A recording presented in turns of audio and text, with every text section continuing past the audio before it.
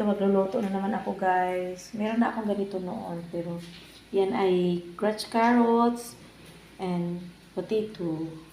Yeah. With cooking cream. And nagisa tayo ng chicken. Una, nag-boil ng chicken, tapos iginisa dito. Ayan. Para ihalo natin doon sa ating pastry na naman na lutuin in oven.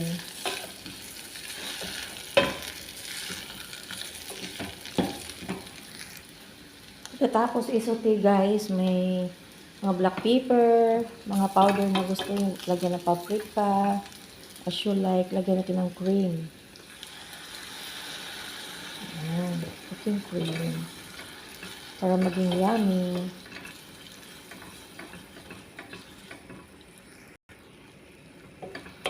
Tapos yung pinaglagaan niyo ng chicken, guys, ayun.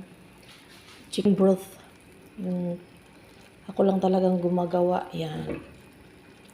Pwede nyo lagyan ng mga vegetables. As you like, kung gusto nyo. Kung mababa ang uric acid nyo, pwede kayong kumain ng mga o mahigop ng sabaw ng mga yan, manok. Pwede na yan lagyan niyo ng mga gulay. While ito pinapakulo muna para mag-soft. Ito naman, guys, ito yung pastry na nilagay ko sa Pyrex. Parang inunat ko na lang siya para maging under it. Parang ano mo dyan, ihanig mo dyan. Kumbaga, anong tawag dyan sa Tagalog. Tapos, i-flat mo dyan sa ilalim. Tapos, nag-crush ako ng potato and carrots and merong mushroom. Nilagay ko dyan, saka with cream. Yung marami doon na nilagay ko dito, inihalo ko ngayon sa chicken. Yan po. Para napaka-healthy po ng ating pastry in oven. Yan po. Parang i-hot cook mo lang dyan. Kasi luto naman yung chicken. Tapos maluluto. Ilalagay pa natin sa oven yan. So, maluluto na yan siya. Yan. So, idadrop natin dito yan.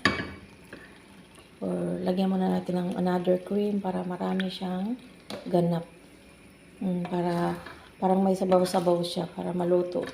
Hindi siya masunog sa loob ng Pyrex. Ayan. Drop it here. Yan po. Pakayamin yan. Tapos igaganyan natin dyan. Yung ating pastry. Yan. Then, lagyan natin ng more cream. Malasa na po talaga yan. Sarap na yan. Pwede na yan siya kainin. Pero i-bake pa natin. Lalagay sa oven. Yan po, nag-add ako ng cream. Pwede kayo mag-add ng mayonnaise. At saka mozzarella cheese. Yan po. Yan o, may tubig-tubig. Parang creamy siya. Para yummy.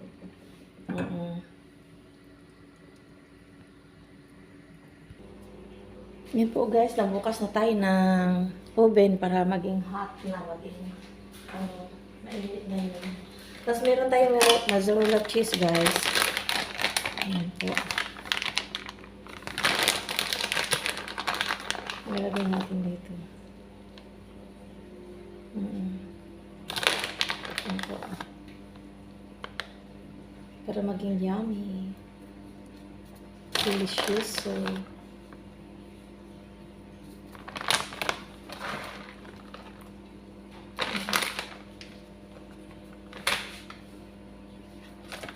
ayan, gagamit daneri natin.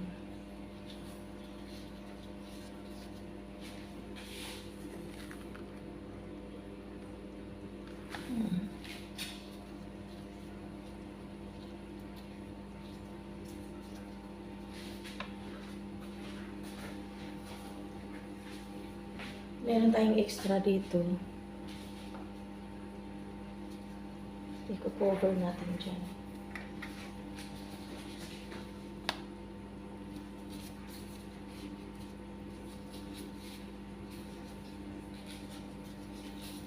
Soft na siya. Uunatin lang po natin ito. Ganyan. Then, ganito.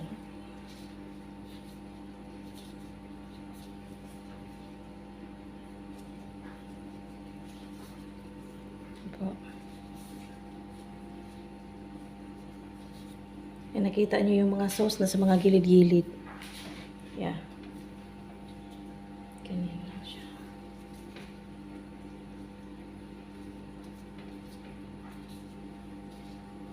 Yan. Yan lang po. Tapos, mag-ano tayo ng eggs. Magbati tayo ng eggs.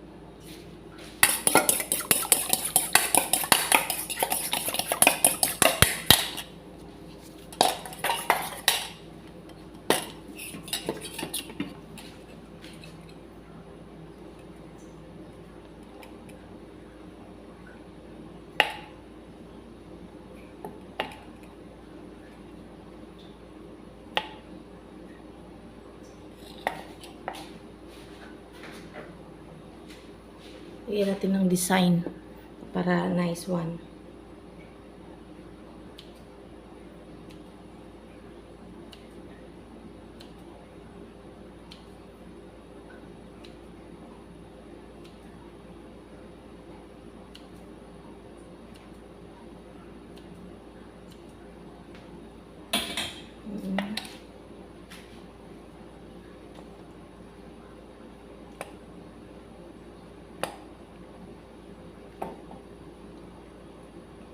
Tapos guys, sa thumbnail na lang mamaya makikita pag finish na. Yan, ilalagay natin sa oven para magluto na siya ang pastry natin.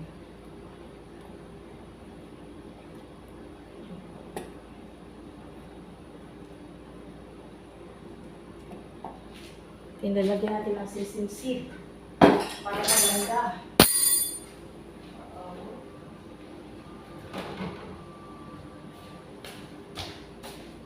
Ganyan na ang design, guys. The design. Buka. Natin ang sesame seed.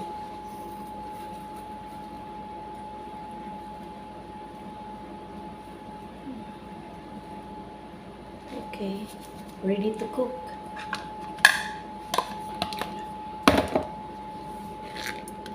Ayan po, mga 30 minutes. O, depende lang. 20 minutes sa baba, 20 minutes sa taas. Sa taas muna i-open ng oven para maluto yung sa baba banda. Ayan po guys, luto na yung sa ilalim. Bubuksan na naman natin sa ibabaw. Yung sa taas na po, pinali. Ayun. Naging brown na siya mamaya. Mag-alsa na siya. Ayan po guys, finished product. And this is your Divine Juvin channel. See you around guys. God bless you all. Salamat sa pagpanood. Bye-bye. Bye-bye everyone and thank you.